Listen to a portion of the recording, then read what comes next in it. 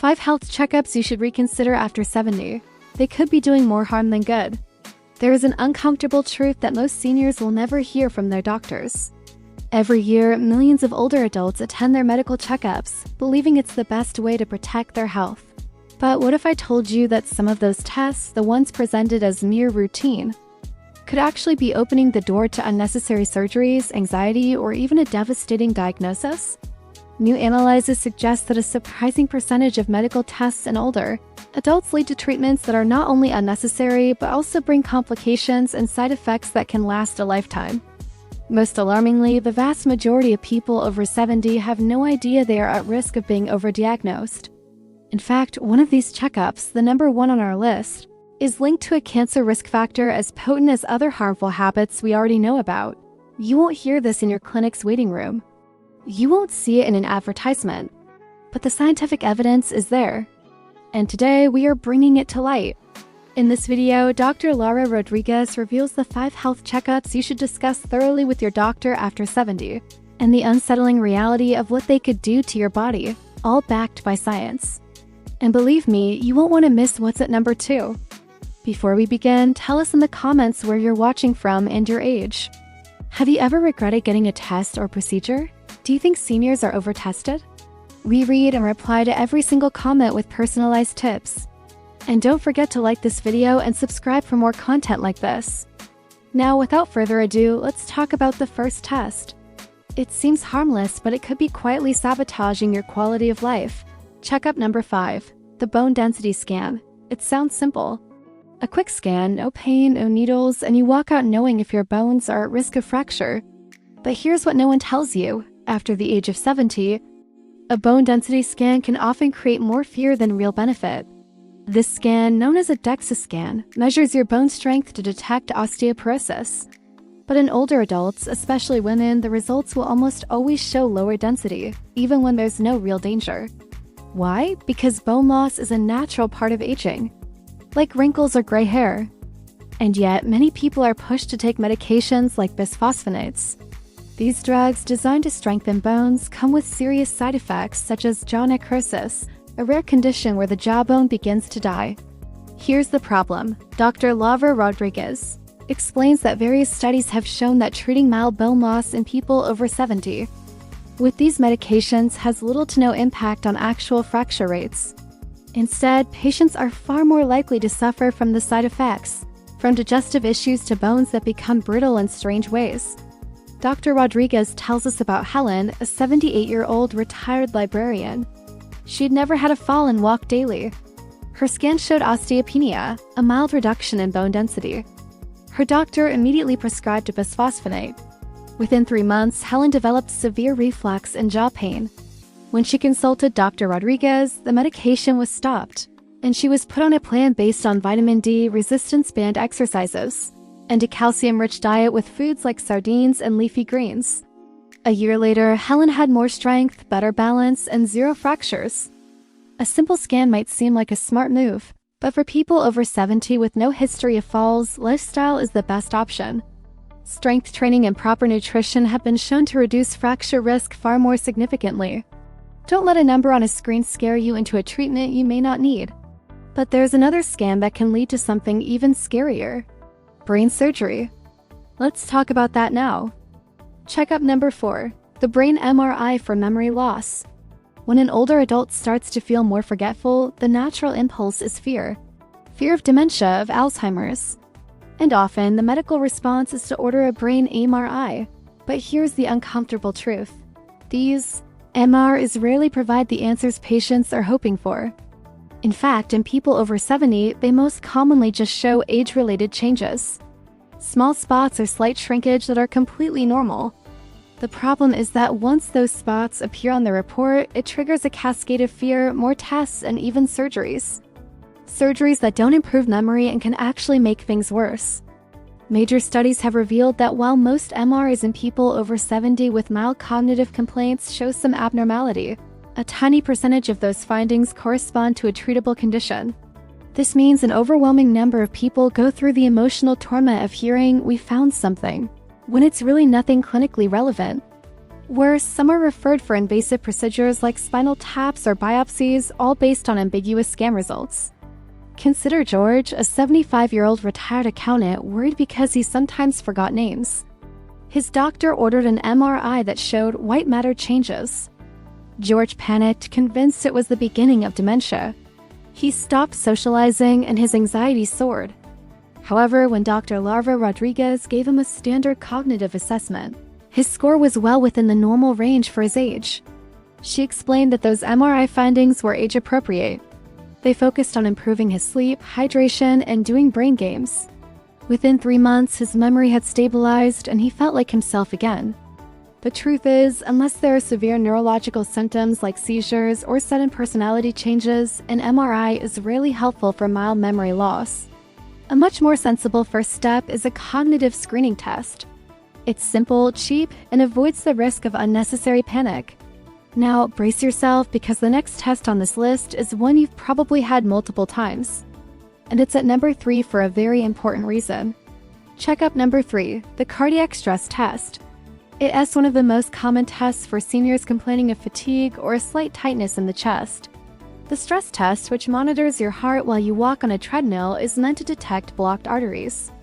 But after 70, especially in people with no clear signs of heart disease, this test often does more harm than good. The reason? It can lead to false alarms that result in unnecessary and very risky heart procedures. The problem is its accuracy. Studies show that in adults over 70, the false positive rate, meaning the test says there's a problem when there isn't, can be surprisingly high. This leads to follow-up tests like angiograms, and even unnecessary stent placements or bypass surgeries. Dr. Laura Rodriguez points out that research published in prestigious cardiology journals found that more than half of all stents placed after a stress test were implanted in patients who got no real benefit. Their survival and quality of life did not improve. What they did get was a higher risk of bleeding, kidney damage from contrast dyes, and long hospital stays. It happened to Michael, a 76-year-old amateur gardener. He mentioned at a checkup that he got a little more tired on hills. His doctor scheduled a stress test just in case. The results were unclear, so he was sent for a catheterization. They found a mild narrowing and placed a stent. That night, Michael had a reaction to the contrast dye and developed kidney problems. He spent nearly a week in the hospital. His fatigue never changed because it was never a heart problem. He was simply an older man who needed more rest between his activities. If you are over 70 and not experiencing classic cardiac symptoms like chest pain during activity, a stress test could be a risky path. A safer option is often a resting EKG or even a coronary calcium scan, which is a low-radiation imaging test. They are simpler and far less likely to push you into a procedure you didn't need. And now, the checkup you probably didn't expect to see on this list. Checkup number 2, the colonoscopy. Yes, you read that right. The colonoscopy, the procedure that uses a camera to examine your colon, is not always a wise choice after 70, and is almost never recommended after 75 unless there are specific symptoms. The risks increase with age. The preparation is harsh, involving strong laxatives that can cause dehydration and kidney issues. The sedation carries additional risks to brain function in older adults. And surprisingly, the test itself can cause complications like bleeding or perforation.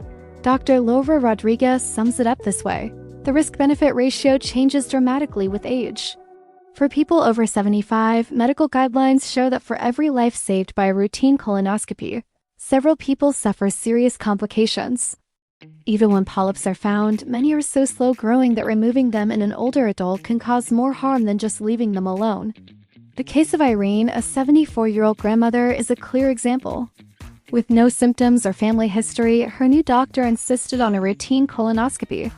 During the procedure, a tiny polyp was removed. That night, she suffered intense abdominal pain. At the hospital, they found a small bowel perforation. She spent 9 days recovering, and her vitality never returned to what it was. A review of her history showed she already had 2 previous colonoscopies with normal results. There was no reason to repeat the test. The U.S. Preventive Services Task Force recommends stopping routine colon cancer screening at age 75 for most people. For those in excellent health, a non-invasive stool-based test that can be done at home is a much safer alternative. No prep, no sedation, and it still catches most concerning cases. Ask your doctor about the alternatives, because once you're in the colonoscopy pipeline, it's hard to get out. And now we've arrived at the most overused and potentially harmful checkup for seniors. And you have almost certainly heard of it. Checkup number 1, the full-body CT scan. These scans, sometimes promoted in executive health packages, are sold as the ultimate way to catch cancer early. But here's the shocking truth, doctor. Laura Rodriguez shares with us. These scans expose your body to a massive dose of ionizing radiation.